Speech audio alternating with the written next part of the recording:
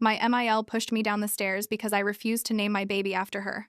When I told my husband Mike that I wanted to name our daughter Emma, his reaction was completely strange. He got this look on his face like I'd just said something terrible, then quickly nodded and said that sounded perfect. But later that night, I heard him on the phone with his mother Karen in the garage, speaking in hushed, apologetic tones like he was desperately trying to calm someone down.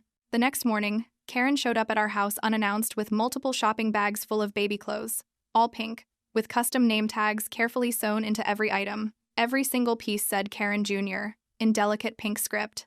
I laughed and told her how thoughtful it was, but explained that we'd already chosen the name Emma. Karen's smile didn't falter for even a second, but something distinctly cold shifted in her eyes. She said that was a lovely name, but family tradition was very important, and Mike's great-grandmother had been named Karen too. The baby should carry on that legacy. I'd never once heard Mike mention a great-grandmother named Karen. When I asked him about it later, he seemed genuinely confused for a moment, then said yes, of course. How could I forget something so important? Over the next 3 weeks, Karen started visiting almost daily, always with more gifts for baby Karen. She'd talk directly to my belly, using that name like it was already legally decided. When I corrected her gently, she'd smile and say we had plenty of time to work out all the details. Mike started acting completely differently around baby names too. He'd get visibly nervous whenever I brought up potential names, quickly changing the subject, or suddenly remembering urgent household tasks that needed immediate attention. His sister called one evening, excited about becoming an aunt to little Emma. I heard Mike whisper harshly from the kitchen, telling her to stop using that name around anyone. When I asked why, he said she was confused about family matters. The baby shower was when things got truly bizarre. Every single gift was labeled for Karen. The cake had, "Welcome Baby Karen," written in flowing pink icing. When I casually mentioned we were naming her Emma, uncomfortable silence fell over the entire room. My mother pulled me aside afterward, asking if everything was okay. She said Mike had called her specifically the week before, requesting she not mention the name Emma at the shower because it might upset his mother. I had absolutely no idea he'd made that call. That night, I confronted Mike directly. I asked him why everyone seemed to think our daughter would definitely be named Karen when we'd never actually agreed to that. He got defensive immediately, saying his family had strong traditions I needed to respect. I told him I'd never agreed to naming our child after his mother. He stared at me shocked, then pulled out his phone and showed me text conversations between us, where I'd apparently agreed enthusiastically to the name Karen, messages I had no memory of ever sending. I grabbed my phone to check, but those conversations weren't in my history at all. Mike looked confused, saying maybe my phone was glitching, but the messages were clearly from my number. The next morning, I found Karen in my kitchen at 6 a.m., making breakfast like she'd been living here for years. She said Mike had given her a spare key to help prepare for her granddaughter's arrival. Mike showed me texts where I'd supposedly asked him to give his mother house access for baby preparations, another message I'd never sent.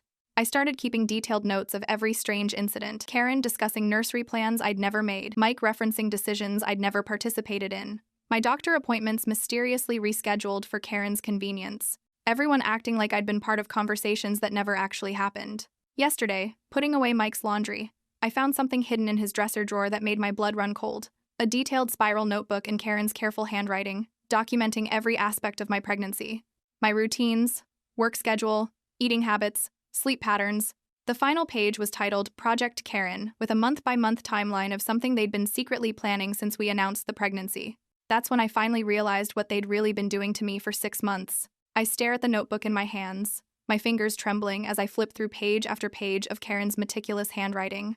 There's a detailed calendar of my doctor appointments, notes about my food preferences changing during pregnancy, even a log of my sleep patterns when I go to bed, when I wake up during the night, what position I sleep in. It's all documented with clinical precision. But it's the Project Karen page that makes my stomach lurch. A timeline spanning from the moment we announced the pregnancy to 3 months after my due date, with phases labeled preparation, implementation, and transition. Under each heading are bullet points. Establish name precedent, create documentation of agreement, gradual household integration.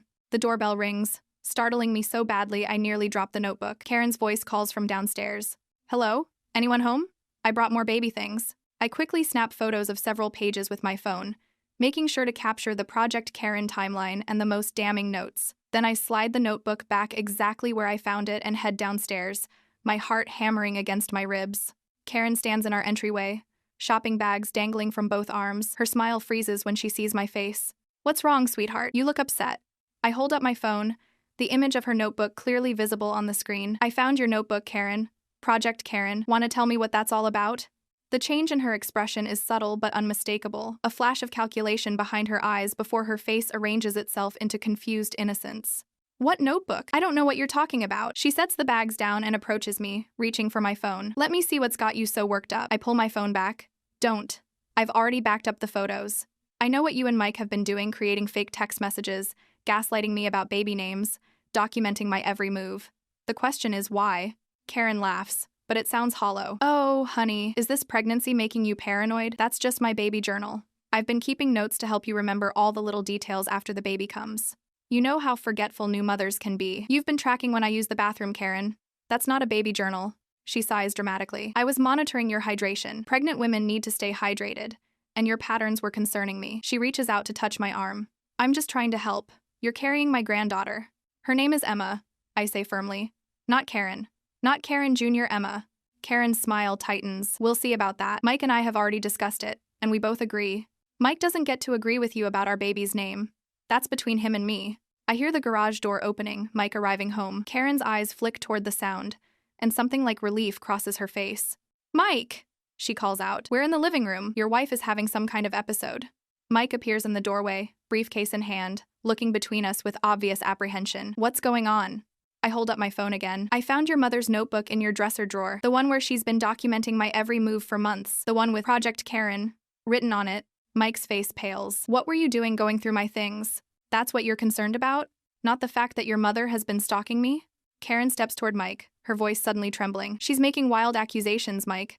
I don't know what she's talking about. I'm worried about her mental state." Mike sets down his briefcase and takes the phone from my hand, scrolling through the photos with growing tension in his jaw. "This is just Mom's way of being involved, honey. She's excited about the baby." "Stop lying to me." My voice rises. "Both of you have been manipulating me for months. Those text messages I supposedly sent agreeing to name our daughter Karen, I never sent those. You've been creating fake conversations." Karen gasps. "How dare you?" "Mike, I'm concerned she might be having some kind of breakdown." "I'm not having a breakdown. I want answers." I turn to Mike. "Why is your mother documenting my pregnancy like she's conducting some kind of experiment? Why are you both acting like I agreed to name our daughter after her when I never did?" Mike and Karen exchange a look I can't quite interpret. Mike steps toward me, hands out placatingly. "Honey, you're getting yourself worked up over nothing. Mom's just being thorough. Stop gaslighting me." I back away from both of them. I want the truth. Karen's demeanor suddenly shifts. The concerned mother-in-law act drops away, replaced by something cold and calculating. "The truth is that you're clearly unfit to make decisions about this baby. Look at you, hysterical, paranoid, making accusations." "Karen," Mike warns, but she ignores him. "We've been documenting your erratic behavior for months," she continues. "Your mood swings, your forgetfulness, how you agree to something one day and deny it the next, like the baby's name." "I never agreed to name her Karen," I insist. "The text messages say otherwise." Karen smiles thinly. "And Mike has them all saved. Don't you, Mike?" I look at my husband, desperately searching his face for some sign that he's on my side. "Mike, please, tell me what's going on." He hesitates, glancing at his mother. "I think you need to calm down. This stress isn't good for the baby." "Our baby," I emphasize. "Our daughter, Emma." Something in Karen snaps. She steps toward me, finger jabbing the air. "That child is a Karen. She will carry on my legacy, not be saddled with some trendy name you picked from a celebrity magazine." "Karen," Mike shouts, but she's advancing on me now. "You're just an incubator," she hisses. "Once that baby is born." I back away, moving toward the stairs. "Stay away from me, both of you." Karen lunges forward suddenly, grabbing for my phone. "Give me that. Delete those photos." We struggle briefly, and I feel myself losing balance at the top of the stairs. Karen's hands are on my shoulders, and for a split second, our eyes lock. There's no mistake about what happens next. She pushes. I feel the sickening sensation of falling backward, my arms flailing for something to grab onto. I hear Mike shout something that sounds like, "Mom, no," before my head cracks against the hardwood floor at the bottom of the stairs, and everything goes black. I wake up to the steady beep of a heart monitor and the antiseptic smell of hospital sheets. My head throbs with each pulse, and when I try to move, pain shoots through my right side. For a moment, I'm disoriented, then it all rushes back. The notebook, the argument, Karen's hands on my shoulders, the sickening feeling of falling. "She's awake," a nurse says, and suddenly there's a flurry of activity around me. A doctor appears, shining a light in my eyes. "Can you tell me your name?" I manage to croak it out, my throat dry and scratchy. "Good, you've been unconscious for about 6 hours. You have a mild concussion and some bruising, but you're stable. She pauses, her expression softening. And your baby is fine. We've been monitoring the heartbeat, which is strong and regular. Relief floods through me, and I press a hand to my belly. Thank you, I whisper. The police will want to speak with you. The doctor continues, lowering her voice. Your husband told us you tripped on the stairs, but your injuries, she hesitates. They're not entirely consistent with an accidental fall. Before I can respond, Mike bursts into the room, Karen close behind him. My heart rate spikes on the monitor. Oh, thank God you're awake, Mike says, rushing to my bedside. I've been so worried. Karen hangs back, her face a mask of concern that doesn't reach her eyes. Such a terrible accident, she says loud enough for the nurse to hear. I tried to catch you when you tripped, but it happened so fast. I stare at her, unable to believe the blatant lie. You pushed me. Mike squeezes my hand too tightly. Honey, you're confused. Mom was trying to help you. You were upset, not thinking clearly, and you lost your balance. That's not what happened. I try to pull my hand away, but Mike holds firm. The doctor clears her throat. I need to examine my patient. Could you both step outside for a moment? Mike reluctantly releases my hand, and he and Karen leave the room. As soon as they're gone, I grab the doctor's arm. She pushed me down the stairs. I found her notebook, where she's been documenting my every move for months. They're trying to take my baby. The doctor's expression remains neutral, but something in her eyes tells me she believes me. I'm Dr. Winters. I've already filed a report with Hospital Social Services about suspected domestic violence. The injuries to your shoulders are consistent with being pushed, not with tripping.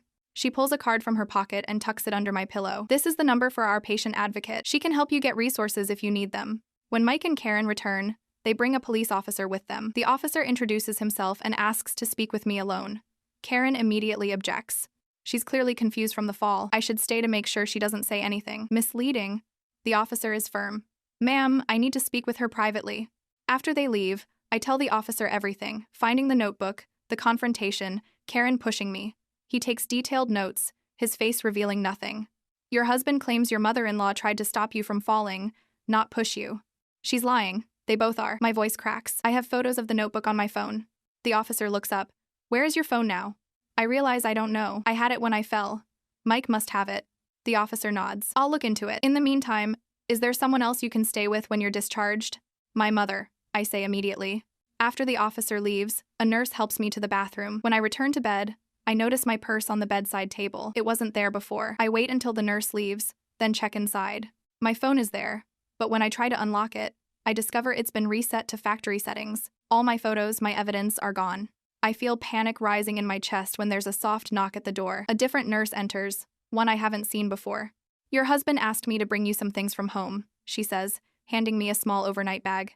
As she leans close, she whispers, there's a woman in the waiting room who says she's your mother. She slipped me this to give you. The nurse presses something into my hand, a small USB drive. Thank you, I whisper back. After she leaves, I examine the bag Mike packed. My toothbrush, a change of clothes, and oddly, Karen's phone. Not mine, which has been wiped clean, but Karen's. Why would he pack her phone? Curiosity gets the better of me. I pick it up, surprised to find it unlocked. I scroll through her apps, stopping when I see one called Fake Chat Messenger. My hands shake as I open it. Inside are dozens of conversations, all fabricated to look like text exchanges between Mike and me. Messages where I supposedly agree to name the baby Karen, where I ask for Karen to move in after the birth to help me adjust, where I express doubts about my ability to be a good mother. Messages I never sent.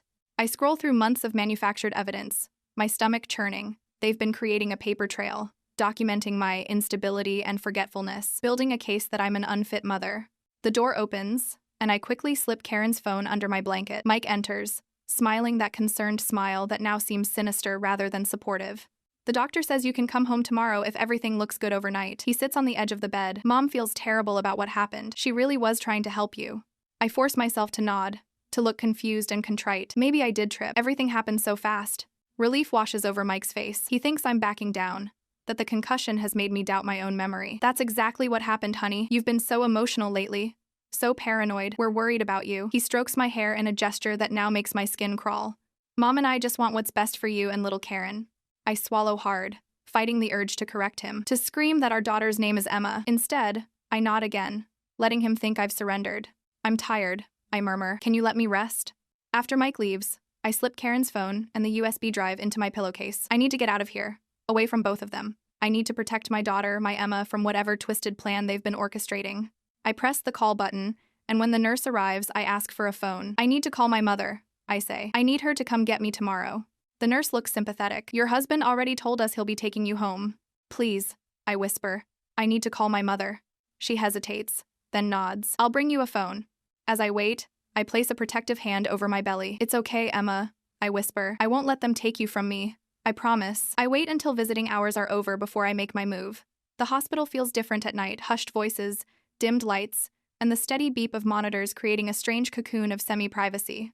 I've spent the day pretending to be confused, docile, accepting Mike and Karen's version of events, playing the part of the unstable pregnant woman who can't trust her own memories. I'm going to get some sleep, I tell Mike, when he finally prepares to leave for the night. You should go home and rest too. He kisses my forehead, his lips lingering a moment too long. I'll be back first thing in the morning to take you home. Not if I can help it.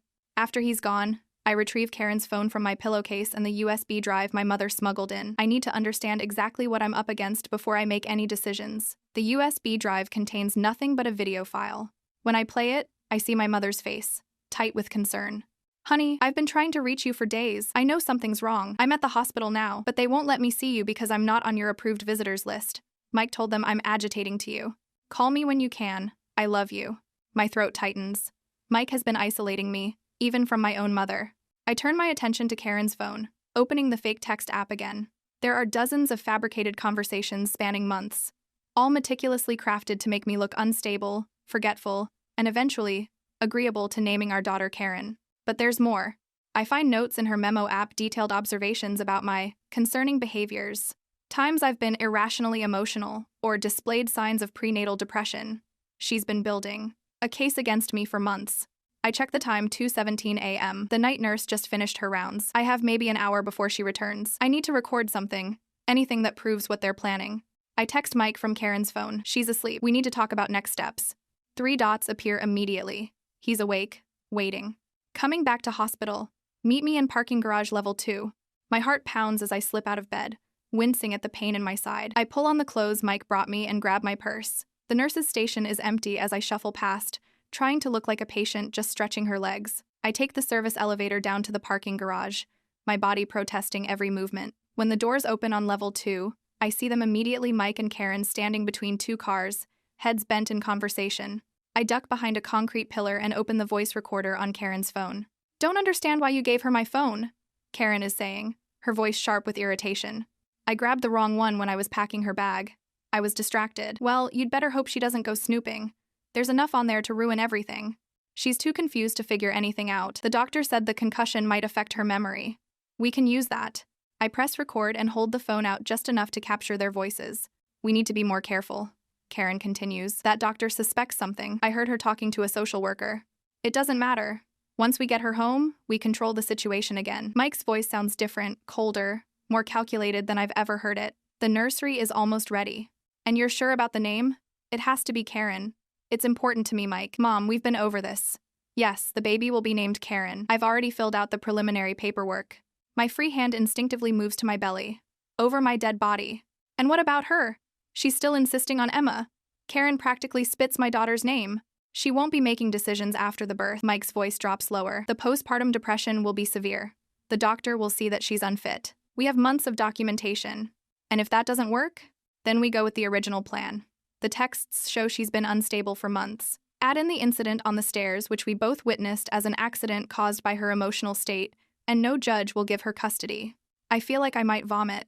They've been planning this all along, gaslighting me, documenting fake behaviors, setting me up to lose my baby. I just want my granddaughter, Karen says, her voice suddenly vulnerable. I want a second chance. When I had you, I was too young, too focused on my career. I missed so much. With little Karen, I can do it right. You will, Mom, I promise. We just need to get through the next few days carefully. I've heard enough. I start to back away when my hip bumps against a car, setting off its alarm. The shrieking noise echoes through the garage. What was that? I duck down behind a car, but it's too late. Mike is already moving toward the sound, his footsteps echoing on the concrete. Hello? Is someone there? I clutch the phone to my chest, trying to make myself smaller, but Mike rounds the car and stops dead when he sees me crouched there. What are you doing down here? His voice is controlled, but his eyes are wild. I stand slowly, keeping the phone hidden behind my back. I needed some air. The hospital room was suffocating. Karen appears behind him. How long have you been here? I just came down. I try to keep my voice steady. What are you two doing here so late? Mike steps forward, hand outstretched. Let me take you back to your room. You shouldn't be walking around with your injuries. I step back. Don't touch me. Something in my tone makes him freeze. His eyes narrow. What's wrong? Nothing, I say too quickly. I want to go back to my room alone. Karen moves closer, her eyes flicking to my hidden arm. What are you holding? Nothing. Show me your hands. Her voice is sharp with command.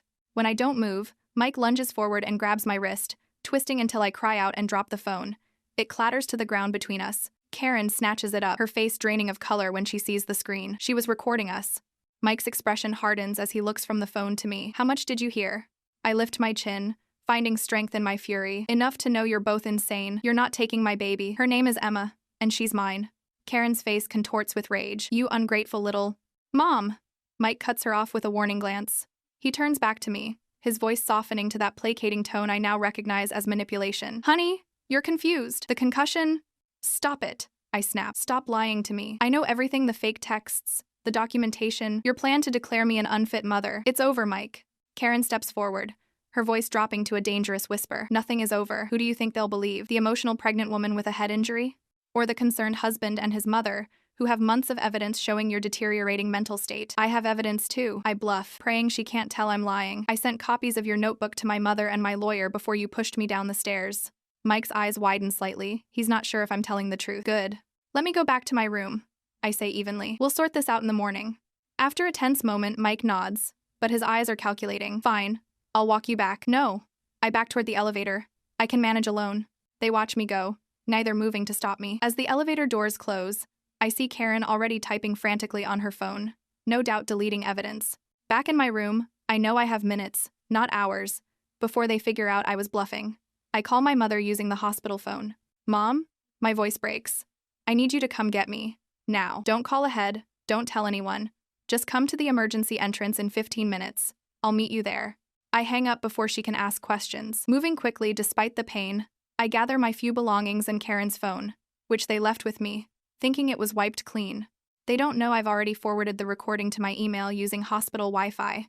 I wait until the night nurse is busy with another patient, then slip out of my room and down the back stairs. Every step sends pain shooting through my side, but fear pushes me forward. I make it to the emergency entrance just as my mother's car pulls up. The look on her face when she sees me bruised, hunched over in pain, clutching my belly protectively, tells me she understands the gravity of the situation without explanation. Get in, she says, throwing open the passenger door. We're going straight to the police. As we pull away from the hospital, I look back once, half expecting to see Mike or Karen running after us. But the entrance remains empty, the night quiet, except for the occasional ambulance siren. They were going to take Emma from me, I tell my mother, my voice hollow with disbelief. They've been planning it for months. My mother reaches over and squeezes my hand, her grip fierce and protective. Not while I'm alive, she says. Not while I'm alive. I sit in a small conference room at the police station, my hands wrapped around a paper cup of lukewarm tea. Detective Ramirez slides another box of tissues across the table as I finish describing the recording from the parking garage. And you're certain they specifically discussed taking custody of your baby? She asks, her pen hovering over her notepad. Yes, Mike said. She won't be making decisions after the birth. And they talked about how they'd been documenting fake behaviors for months to make me look unstable. My voice breaks. They were planning to name my daughter Karen without my consent. Detective Ramirez nods, her expression neutral but her eyes kind. The recording you sent yourself from Karen's phone corroborates your statement. We've also reviewed the hospital security footage showing the confrontation in the parking garage. My mother, who hasn't left my side since rescuing me from the hospital, squeezes my hand. What happens now? We'll be bringing both Mike and Karen in for questioning. The hospital has already provided documentation of your injuries, which are consistent with being pushed, not falling accidentally. Detective Ramirez leans forward. In the meantime, we've filed for an emergency restraining order against both of them. Relief washes over me, but it's quickly replaced by a new anxiety. What about custody? Mike is still legally the father. One step at a time, Detective Ramirez says. For now, focus on taking care of yourself and your baby. Your mother's house is secure? Mom nods firmly. I've already changed the locks and installed a security system. No one's getting near my daughter or granddaughter. 3 days later, I'm sitting in my mother's sunlit kitchen when my phone rings with a number I don't recognize. It's my assigned victim advocate from the district attorney's office. I wanted to update you, she says. Mike came in for questioning yesterday. When confronted with the evidence, he broke down and admitted everything. My breath catches. Everything? He claims Karen convinced him you were mentally unstable and that she was just trying to help. Her voice softens. He says she's been planning this since you announced your pregnancy, that she became obsessed with the idea of having a second chance at motherhood through your baby. I think about the Project Karen notebook, the meticulous documentation, the timeline spanning months. That matches what I found. Karen is still denying everything, but Mike's testimony is damning. He admitted to creating the fake text messages under her direction and confirmed she deliberately pushed you down the stairs when you confronted them. I close my eyes, remembering the moment Karen's hands connected with my shoulders, the split second of eye contact before I fell. What happens to them now? Karen is being charged with assault and conspiracy. Mike is facing lesser charges in exchange for his cooperation. She pauses. He's asking to see you. No, I say immediately. Absolutely not. That's completely your right, she assures me. I'll let him know. 2 weeks pass in a blur of police statements, doctor appointments, and preparations for Emma's arrival. The restraining order is granted, prohibiting both Mike and Karen from coming within 500 feet of me or contacting me in any way. My mother transforms her guest room into a nursery, painting the walls a soft yellow and assembling the crib herself. Yellow for sunshine, she says. Not because we don't know if it's a girl. We both laugh, a moment of lightness in the darkness. One afternoon, a package arrives. Inside is a letter from Mike's sister. I'm so sorry for what my mother and brother tried to do to you, she writes. I had no idea what was happening.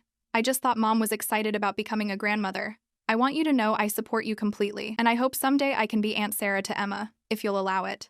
Beneath the letter is a small stuffed elephant with Emma embroidered on its ear. I hold it to my chest and let myself cry for everything I've lost, for the family I thought I was building, for the betrayal that still feels like a physical wound. At 38 weeks pregnant, I receive another call from my victim advocate. Mike has agreed to supervised visitation only, she tells me. He's also agreed to attend therapy and parenting classes before requesting any overnight visits. And Karen? I ask, my hand protectively covering my belly. She's been denied any visitation rights. The judge reviewed the evidence and determined she poses a significant risk. There's satisfaction in her voice. The Project Karen notebook was particularly damning, the level of calculation involved. She doesn't need to finish. I've lived with the knowledge of that calculation, that cold, methodical plan to erase me from my own child's life. 4 days later, my water breaks in the middle of the night. My mother drives me to the hospital, a different one from where I was treated after the fall, and stays by my side through 18 hours of labor. When the doctor finally places Emma in my arms, pink and perfect with a tuft of dark hair, I feel a fierce, primal protectiveness unlike anything I've ever known. Hello, Emma, I whisper, tracing her tiny features with my finger. I'm your mom, and no one is ever going to take you away from me. The hospital staff are vigilant, aware of my situation. No visitors are allowed without my explicit approval, and security checks everyone who enters the maternity ward. When we're discharged 3 days later, a security guard escorts us to my mother's car. At home, we settle into a new routine. Emma is a good baby, only fussing when she's hungry or needs changing.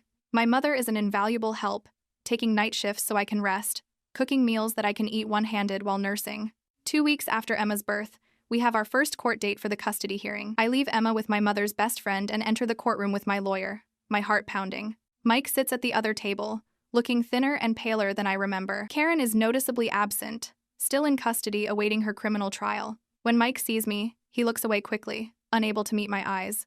The judge reviews the evidence methodically, the recording from the hospital parking garage, the Project Karen notebook, the fake text messages, Mike's confession, the medical reports confirming I was pushed down the stairs. When she finally delivers her ruling, her voice is firm and unambiguous. Full legal and physical custody is awarded to the mother, she states. The father will be granted supervised visitation twice monthly, to be reviewed after 1 year of demonstrated compliance with court-ordered therapy and parenting classes. Relief floods through me so intensely that I have to grip the table to stay upright. My lawyer squeezes my shoulder in silent congratulation. As we leave the courtroom, Mike approaches. Stopping at the distance his lawyer indicates is appropriate. I'm sorry, he says, his voice barely audible. I don't expect you to forgive me. I just want you to know that my mother, she has a way of making you believe things that aren't true. I thought I was protecting our baby from you, but he swallows hard. I was wrong. So wrong. I look at him, this man I once loved, this father of my child, and feel nothing but a hollow sadness.